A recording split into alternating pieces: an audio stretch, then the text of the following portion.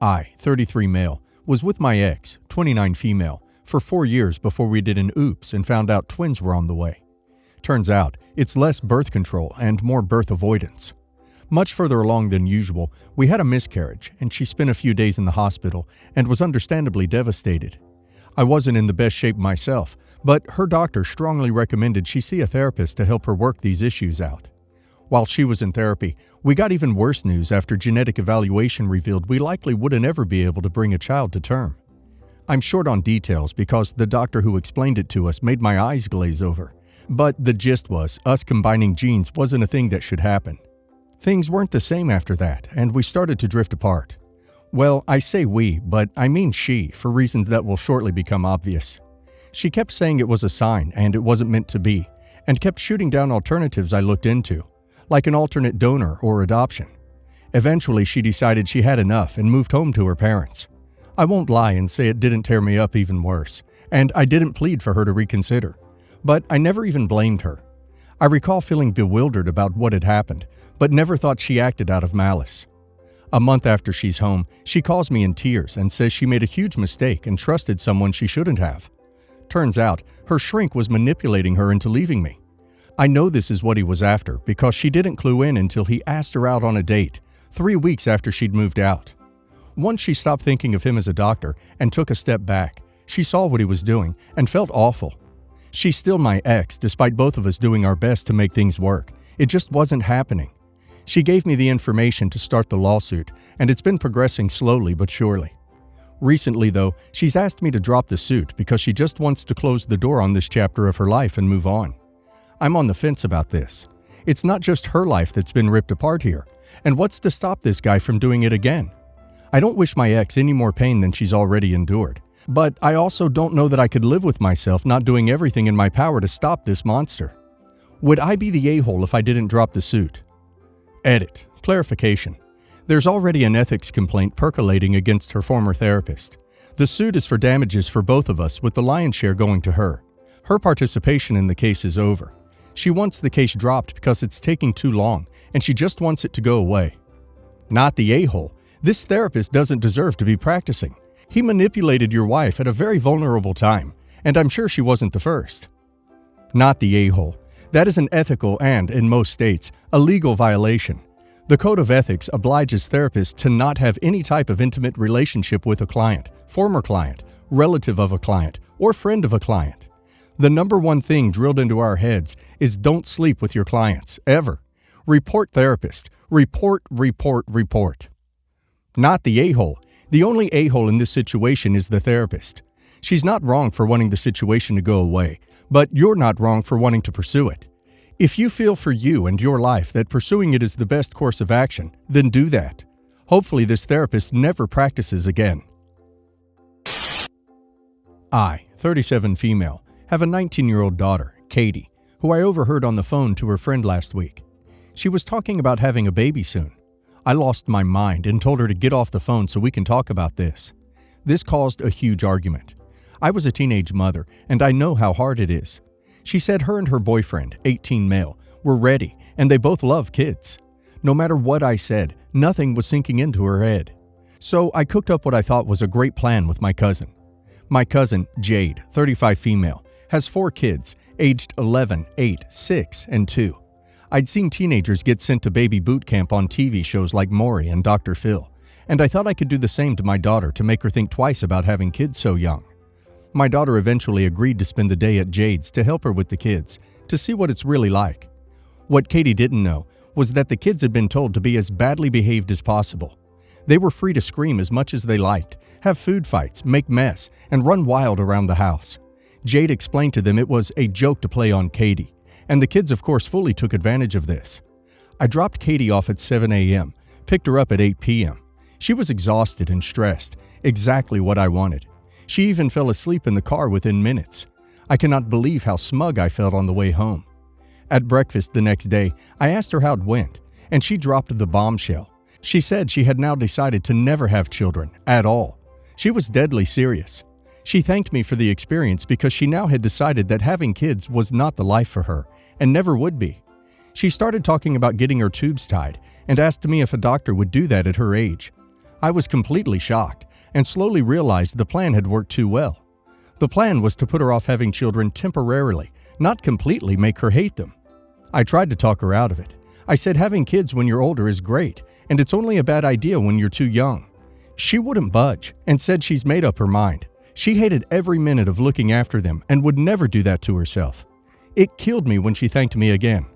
Katie is my only child, and she is my only shot at grandchildren. But now I have completely shot myself in the foot. Even when I confessed to her the kids were told to act up, she wouldn't budge. Thanks to my stupid plan, she has discovered these child-free Facebook groups and keeps showing me their obnoxious child not liking posts. It would be better than no grandchildren, full stop. I didn't mean to make her hate children. I just wanted to stop her from having them temporarily. She gets angry at me every time I try to change her mind and steer her away from not liking kids. I truly didn't mean for it to go this far. Am I the a-hole for how I handled this? She's not your shot at grandchildren. She's a human being with wants and needs and desires. She's her own person, and her decision to have or not have children is hers to make. I think having kids at 19 was going to be a stupid idea, but you should have shared your struggles, told her what the process could do to her body, gotten her on some kind of birth control, told her you wouldn't have helped with any kids she had this young, or you could have sent her over to watch those kids but had them behave like they normally do. You've made your bed, and now I hope you're going to enjoy laying in it. You're the a-hole. You're the a-hole. You took it too far. I agree that babysitting is the best form of birth control on the planet, but that was extreme and ultimately not helpful. Babysitting made me never want children from 12 to 24, but I've met a wonderful man that I would like to have a family with. She also isn't your only shot at grandchildren. She's a whole person. You're the a-hole for that too. You're the a-hole. You went too far one way and now you got your wish, times 100. Play stupid games, win stupid prizes. Or in your case, no prize, because she isn't giving you grandkids now.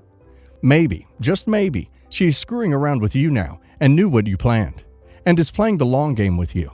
If so, you best apologize when she comes clean and stay in your own lane from now on. Actually, apologies should happen no matter what. My husband and I are both 30 and have been together for 3 years. We have a toddler together.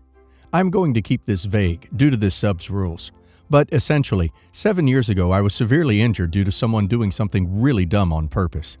I had to have multiple surgeries to fix my injuries, and I have some permanent impairments, scarring, and pain caused by all of this. I also have PTSD, and I'm still afraid to go out for walks by myself. To add insult to injury, he was only given probation because he argued it was all a big joke that had gone wrong. I was encouraged to pursue him in civil court to recoup my medical bills, which took years. I have had to do depositions and recount the trauma countless times, deal with his lawyers and invasive questions, and provide information that's completely unrelated, like graphic detail about my S-life and even my grades from high school, all of which he got to read. They also did the deposition a few hours' drive from where I live, which was hard because I was broke due to all the medical bills. For years, I could barely afford the necessities. This was before I even met my husband, and he hasn't been involved in any of the process since we met. I told him about it when we were dating and had moved in together. I specifically told him I would take care of some bills, but the rest was going towards a nice vacation, and I would love to take him along, all expenses paid. At the time, he was excited, and we discussed places we wanted to go. Last year, I finally settled, and after lawyer's fees, I got $22,000. I paid a year's worth of rent in advance and utilities, so my husband didn't have to work full-time and could focus on the final year of his degree. As soon as I started planning our vacation, my husband started saying it was an irresponsible use of our money. He felt that because we were married, we should have to agree on how it's going to be spent. Normally I would agree, but this is a unique circumstance. He started pressuring me to pay off his student loans. He also suggested putting it in savings for down the road. I agreed that was practical, but I had nothing for years due to medical bills, and I will have pain for the rest of my life. This was my repayment for those bills and all that pain. Also, he didn't provide support or care while I was hurt or during the lawsuit because we hadn't met yet. He even involved my in-laws who tried to make me feel like I was being selfish. My husband had been on many fancy vacations, and I have not. We argued about it, and he wouldn't compromise. So I ended up booking a lavish 2-week vacation and brought my best friend along, all expenses paid, because I didn't want to travel alone. We had an amazing time. I made sure to arrange for childcare so my husband wasn't stuck with all the home labor alone, while I was gone, and I brought him a few souvenirs. He now brings it up all the time when we have other issues. Am I the a-hole? Not the a-hole. Are you sure about this guy? He wanted you to spend your hard-earned money on his bills? Are you sure about this guy? All your money from something that happened before you met. It cost you so much time and pain, physical and emotional, and he wants you to spend it on him? You sure about this guy?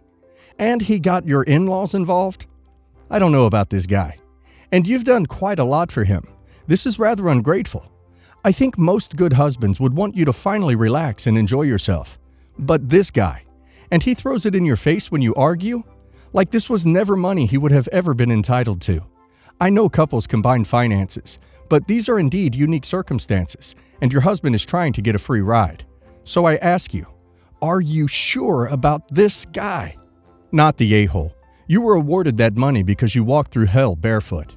And then your husband, who experienced zero of that hell, thinks that all that money should be spent in ways that benefit him. Get the duck out.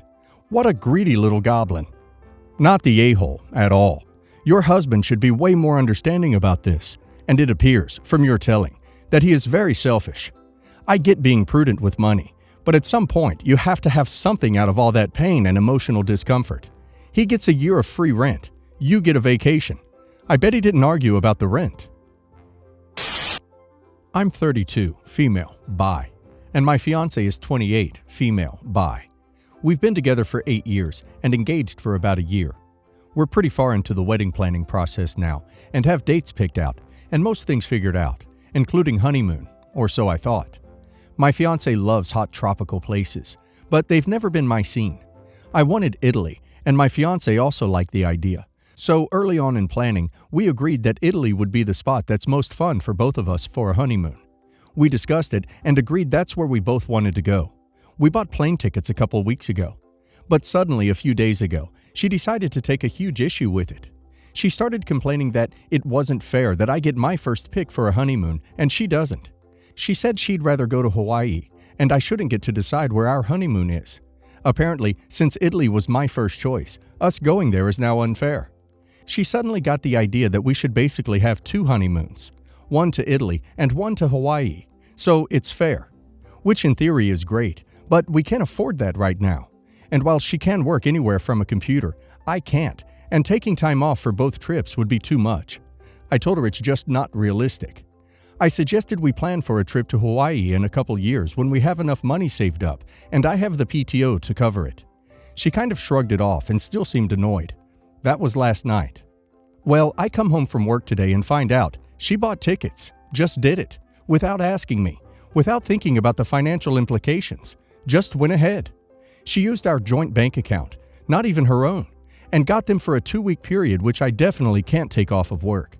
They were expensive, and now our account is almost at zero, so I don't even know how we're going to make rent this month unless I dip into my personal account. Long story short, we got into a fight about it.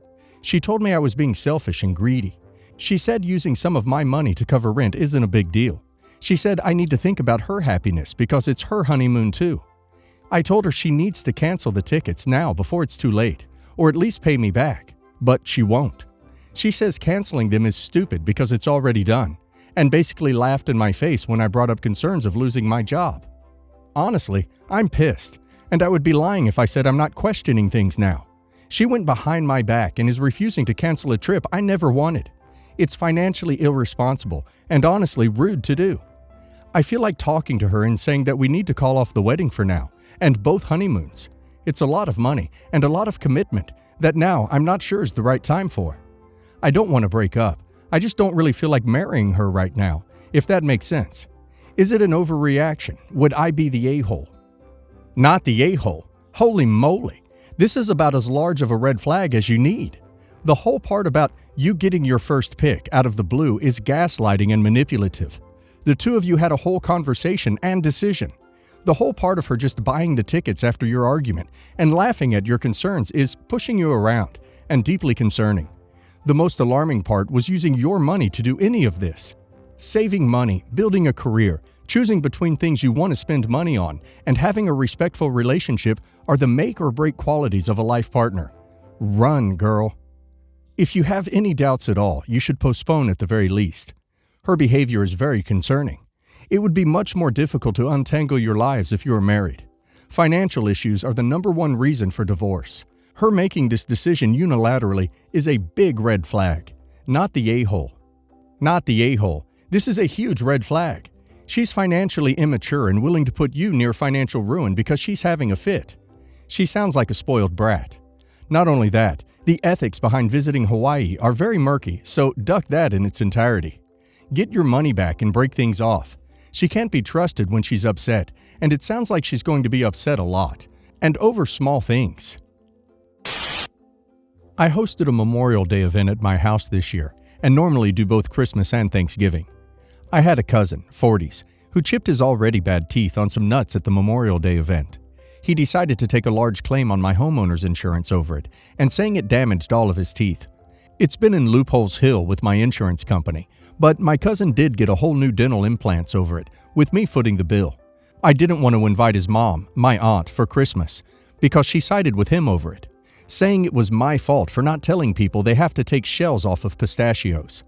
It led to an argument and me telling my grandma and mother no more parties, and my mom and grandma are mad because they feel like I have the biggest house to host everyone, and these things happen. Things have gone so bad that I'm not speaking to my grandma anymore over this. The lawsuit and insurance claim is going over $10,000, and I just can't risk someone trying something like this again. His mom legit supported the stance that you are responsible for telling adult humans to take the shells off pistachios before eating them? That's basic common sense. I wouldn't invite anyone that dumb into my home again, ever. They're too ignorant to be trusted. Not the a-hole. These things happen? I have literally never in my life heard before of someone shelling out $10,000 from serving a properly prepared food at a family party. If this is common in your family circle, that's all the more reason not to host these people. Not the a-hole. Not the a-hole. I've never heard the like. Your family sound very entitled, and your cousin is a louse. How have you ended up being the one to pay for his idiocy? He may never have seen a pistachio before, but presumably he's got eyes and could see it had a shell. Edited to add, the family needs to find another venue. Who knows what lurking disaster could be involved in a pumpkin pie?